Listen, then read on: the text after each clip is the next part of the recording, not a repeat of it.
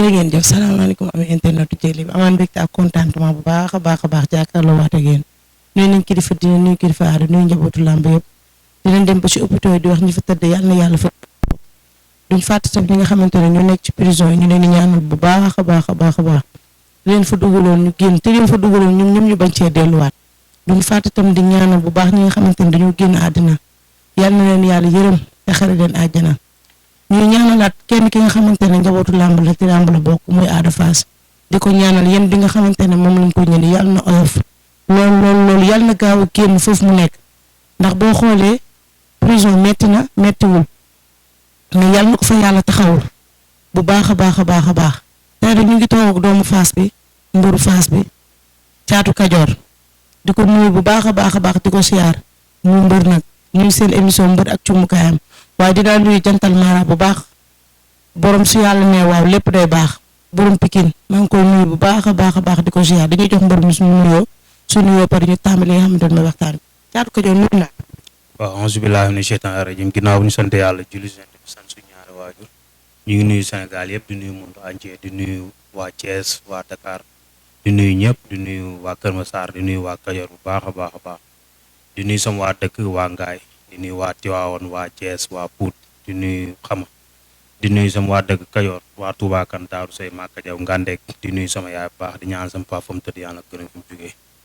di nuyu sama turando di nuyu sama tante Mami Ngop di nuyu ñëpp di nuyu waa Parcelles 1 bu 26. Caat sama première question Caatu Kajoor lan mu la dugal ci làmb. waaw ginnaaw bu ñu sant yàlla comme ni ñu ko waxee rek làmb moom wax dëgg fa yàlla buñ ci duggee yaakaar naa ñu xam duñ wax lan moo ci dugal Caatu Kajoor parce que maanaam mën naa làmb ñun suñ deret la nekk parce que man sama maam day bëre sama papa da doon bëre samay nijaay da doon bëre Pambaay bu Géejawaay yaakaar naa xam nga bu baax nijaay la ci man wallaahi nazim nijaay la ci man déggoo li ma la wax ngeen damaa judd rek fekk ko ci biir kër gi man su ma bëree damaa war a bëre su ma bërul damaa war a bëre problème bu rëy la ñu am barki sëñ Fallou Mbacke ñoom xam nañ sax am nañ problème parce que ñoom bu ñu ma gisee rek dañuy xam ne am nañ problème wallaahi nazim billaahi waaw instant yi nii wax dëgg fa yàlla mbapat gi laa gën a toj instant yi samedi passé laa bëre sama première sortie yàlla suñu borom xañ ma te damay gëm ni yàlla suñu borom mooy maye mooy xañe mais am naa ci yaakaar ne bu fekkoon jom fulla fayda ak fit rek ak ñu ñeme coono rek mooy tax nit du ñàkk man damay doon roi des arènes parce que xam naa ko bu baax a baax parce que laam sama deret la nekk barki sëñ Fallou Mbacke. muy sa première sortie nga ñàkk ko ban erreur nga def foofu ba mu lii moo la daal. waaw erreur yi ma def moom wax dëgg fa la bëri na erreur yi ma def bëri na parce que lamb ji bu ma ko xoolee ba seeraan ko ba seeraan damay xam ne carrément def naa erreur xelu xale nag moo ma jàpp erreur bi moom daal non nañ ko souligner bàyyi noonu parce que xam nga rek boo ko waxee ëllëg mën naa say adversaire ñi ngi taxaw di seeraan wóoru ko waaw dañuy bàyyi xel wóoru rek yàlla baax na quoi. préparation combat bi ndax métti woon na ndax nga jëm bis muy sa premier combat nga wax ko muy sa premier sortie nga waroon ñëw ànd ak say mbokk ànd mobilisation bu doy waar préparation combat bi ndax métti woon. non si métti woon na trop parce que Serigne Fallou métti woon na métti boo xam sax am na loo xam ne laa mënu ko tudd parce que Serigne Fallou Mbacke parce que dañ leen ci coono yoo xam ni daanaka mënuñu ko nettali fenn mais tamit xam nga Olof Ndiaye dafa am lu mu wax mu ne gaynde moom du yëg du maam jur muy nettali ay coono parce que ñun boo ñu xoolee carrément da nga xam ne ñun ay gaynde lañ te en plus ay bañkat lañ mën naa métti sax métti lool mais duñ toog fenn xam mooy loolu mais làmb jànkonte ni ci loo xam ni dañu gën a jàngal àdduna waxuma la defet bi sax mais làmb dañu jàngal àdduna parce que Serigne Fallou Mbacke te bu ñu amaatee beneen combat incha allah dina xam jàng nañ àdduna wala jànguñu àdduna waaw. fi mu nekk nii sa yaram ma ngi xasanaat fi mu ne boo sañoon tey nga amaat beneen combat. suba barki alxuraanu karim su ma sañoon damay bëri parce que nag daa am ma dugal ci làmb matu mbëri wax ji bëri na trop. kenn ku ne naan sama yaay sama nijaay sama tante sama kii mais man li ma dugal ci làmb billaahi wallaahi taalaay su ma ko waxoon dañ may génn ci làmb sax jàppale ma barki Serigne Touba Mbacke parce que man damaa judd fekkuma kër gi dara barki Serigne Fallou Mbacke ñi ma xam dëgg xam sama famille billaahi wallaahi suñu seetaanee lii xam na li may wax parce que damaa judd fekk maam mu metti daal barki Serigne Fallou mu metti torop wallaahi alazim xam nga paa bi teel a néew doole xam nga am na yoo xam nañ souligner mu dem rek yàlla baax na billaahi wallaahi taala. nee na mu judd fekk kër gi amul dara paa bi néew doole moom xale bi moo bëgg a ñëw relever défi bi mais est-ce que dina yomb. non mën naa yomb mën naa bañ a yomb parce que man sama combat moom du ma billaahi bu ma. ndeysaan émotion bi la mbër mu ngi noonu gis nga saa su ne nii lañ koy defee ah mbër yi ndeysaan buñ duggee ci làmb dimbali seeni waajur rek mooy tax ñuy dugg ci làmb dimbali seen waajur mooy tax ñuy dugg ci làmb kon kii nii war nañ koo mën a jàppale war nañ koo mën a jàppale bu baax a baax a baax man bis ni ki tey dama koy def ki nga xamante ne comme ki ma bokkal ni may jàppalee xale yi dinaa ko def jàppale ko bu baax a baax a baax ba mu jëm ci kanam ndax c'est triste waaye mbër nañ ñëw rek nañ góorgóorlu rek nga bësanteeg sa xel sa xol bu baax a baax a baax ndax làmb dañ cee am cër te dañ cee am wàll waaw tey jii nii làmb ji li nga wax rek ñu bëri dimbali seen waajur moo leen tax a jóg mais rawatina yow lii nga wax nii ba jooy am na loo xamante ne tamit promoteur yi bëgg naa ngeen gestu ko bu baax a baax a baax a baax man dinaa si def samay jéego. Matu waxantuwuma de war na sëñ Saali waxantuwuma billaay wallaay taala man làmb bu may jël ba may dagg sër pour dugg ci làmb daa am lu ma ci dugaloon man dugg ci ngir diw mbër la dugaluma ci làmb dugg ci ngir ne ci koñi njaab dugaluma ci làmb man dama ci dugg maam ngir teral samay waajur teral képp koo xam da nga xaj sama wërsëg man loolu mu dugal ci làmb parce que man déggalu ma la wax bi may bëreegul arène sax bu mu masaane yeewu 4 heures du matin di lancer samay taal dafa am benn son ndongolo bu mu daan déglu mu ne dëkku bànneex boo gis yoon bu dafay tiis loolu daf ma daan jooyloo barki Serigne Touba daf ma daan jooyloo jooyu métti man damay dem fi may entraîner fajar sax entraîner njaag sama xel dem ci lu sori rek billaahi wallaahi taalaahi ma jooy mu xam ne man kon par exemple man li ma dugal ci lii nii du hasard. est-ce que tamit làmb ji bokkul ci loolu la ñàkkloo nga dem ba ci biir am looy xalaat. non waaw ba tey mën naa ne parce que man heure bu may gemb rek damay xalaat ni man sama papa bu fekkoon mi ngi dund am na fu may taxawoo ci làmb sama làmb du metti parce que xam na làmb jaar na ci làmb bëri na man am na sama mbokk yu bëri yoo xam jaar nañ ci làmb bu fekkoon ñuy dund ñu amoon ci man yéene xaaj bi yëpp mooy loolu ñu ci bëri xam nga mooy loolu dem nañ mais wallaahi la nga dem su fekkoon ñoom ñu sama ginnaaw barki Serigne Touba foo dégg Balla Gaye numéro 2 nga fay dégg foo dégg Modou Lo da nga ma fay dégg parce que ñu ay doomu mbër man doomu mbër laa billaahi wallaahi taalaay waaw. tey ji sa carrière ñan nga rêvé ñoo xamante ne bëgg nga bëri. waaw ñi ma rêvé moom wax dëgg fa la képp kuy nit ku baax wala ngeen rêve man sama rêve moom mooy bëre ay ñoom Modou Lo bëre ay Balla Gaye waaw wala Ama Baldé mais ma ne Caatu Kajoor barki maam Cheikh Anta Mbacké ñoom laa bëgg a bëreel ay Modou Lo ay wala sax la dëggeer numéro 2 mi nga xam fu fi nekkee non wala dara sax wala comme par exemple maa bëgg bës wala dara sama bët waa ci ñun laa ko teg mais bu fekkee tey moo la dëggeer numéro 2 na ñëw ñu bëre mu may ma chance ñu bëre waaw am na Siteu mais bu bëre ak Siteu ba pare rek. mais balaa ngaa ñëw ci ñooñu ñëwal ma ci sa catégorie palmarès ci sa catégorie. sama catégorie du ma ci tudd kenn maa leen mën barki sëñ Fallou Mbacké maa leen mën déggoo li ma wax man ne yàlla ndogalum yàlla rek moo ma yéem mais góor yéemu barki alxuraani karim li yàlla dogal rek moo ma yéem mais bu fekkoon tey lamb bu amee yàlla suñ borom da ciy mal placé rek di dogal du def dara man maa man gaa yëpp billaa wala benn booy bu weex boo xamante ne mu ngi Pikine ñu naan ko déranger bu Pikine. de déranger billaa wala su seetaanee lii moom ñemewu maa jël déranger man jaay man déggoo li ma la boo dégg ñu ne Caatu Kajoor mbaam mi man mbaam laa barki alxuraan li ñu soxla ci man damaa mbaame moo tax bëreeg man yombul man li ñu soxla ci mbër man nekk mu fi doon mbër yooyu nga xam da ngay sangu sañ si ay jaar ci koñ yi man mbaam laa mbaam barki alxuraani karim te ku taxaw ku ma jël di nga xam ne carrément mbaam mi nga jël billaay walaay taala am nañ problème mbaam mi ñëw na billaay walaay taala mo coow jibul yow li nga jóge dafa métti boo ñëwaatee en doole ngay ñëwee. déggoo li ma la wax li ma jóge damay tëdd ba guddi ma yeewu daal sama bopp jublu penku di jooy mu leeral na defet dafa metti mais sant naa yàlla nag ba nga xam ni sama début carrière la ma dale parce que sëñ Saali parce que dama dégg sama maam da wax ni yéeg premier étage daanu moo gën dem ba ca 5e ba daanu say tànka cay dammoo rek wallaahi la nga si mais nga gis actualité boo xamante ne fan yii xew na fii nga xamante ne mooy Dakar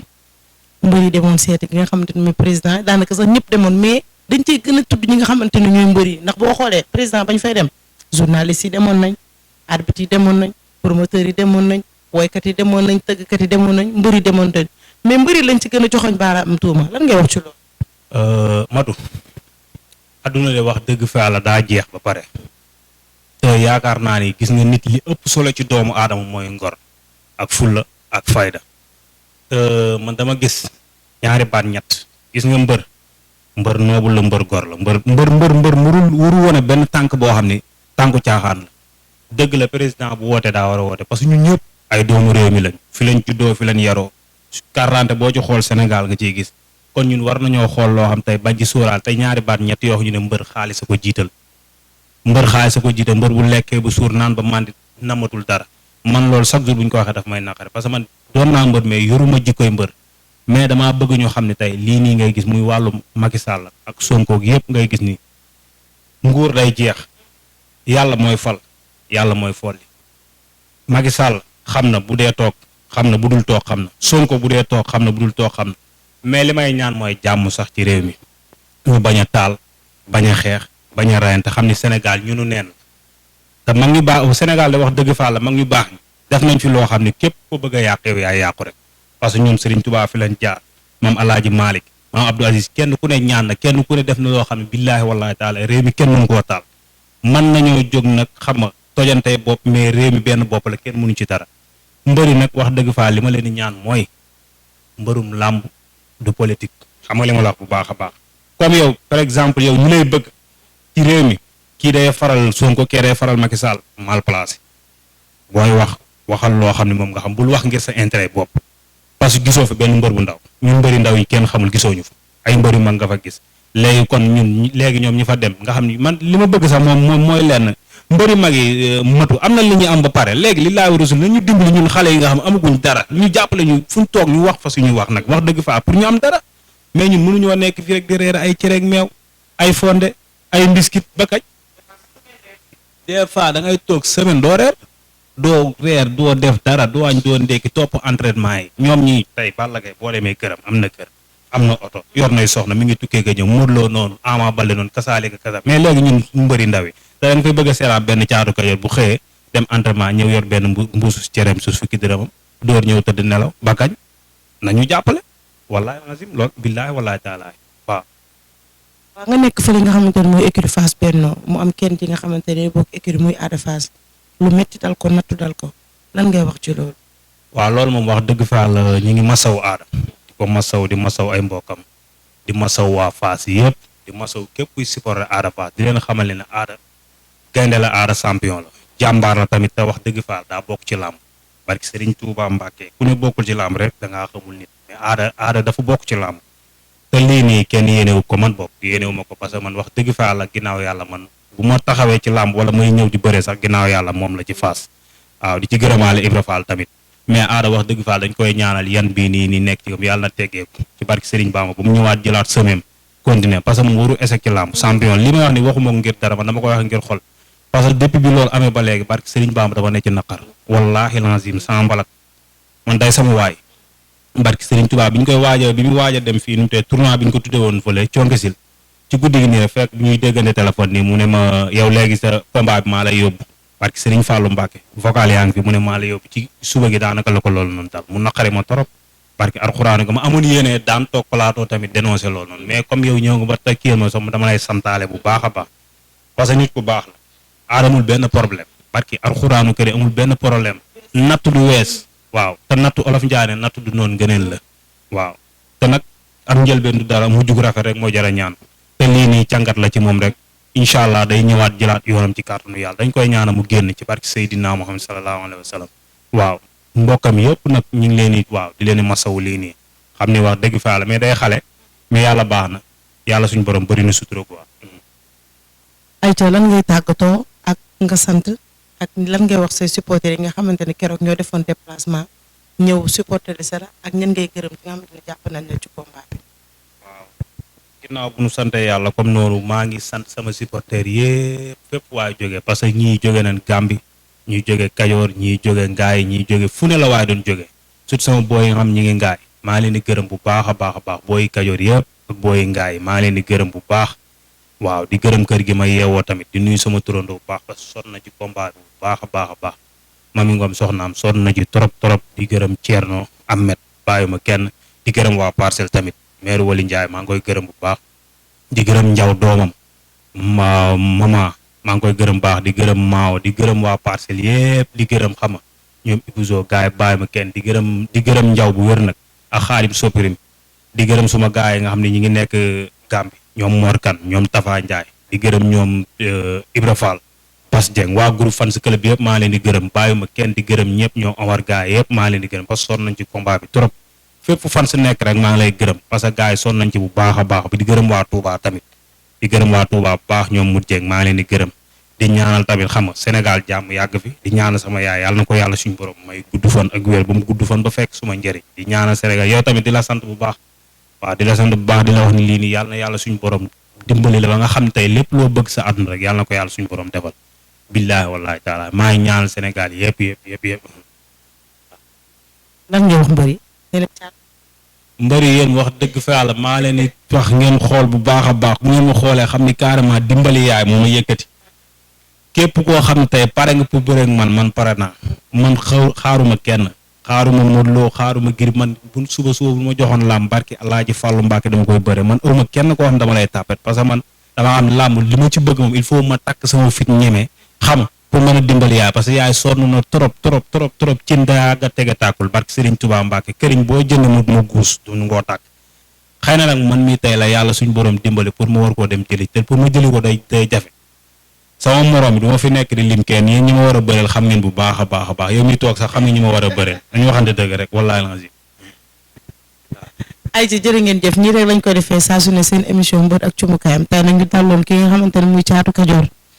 ndeysaan ñu def émission bu neex émission bi triste na ci digg bi mu jëm ba ci digg bi émission bi neex lool waaye li mu wax rek ci moom la nekk nee na dimbali yaay moo ko tax a jóg yàlla na ko yàlla taxaw ba mu dimbali yaayam jooju nga xamante ne loolu moo ko tax a jóg ak bépp mbër boo xamante ne dimbali sa yaay la tax a jóg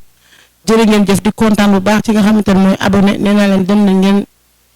abonné ji fële seen site internet jëli bi ngeen laal cloche notification bi ngeen partagé ko topp ma benn mbër bu mag nag chaque jour wax ko man mbëri ndaw yi rek laa fi nekkal fépp fu waaye ne rek dina la fa fekk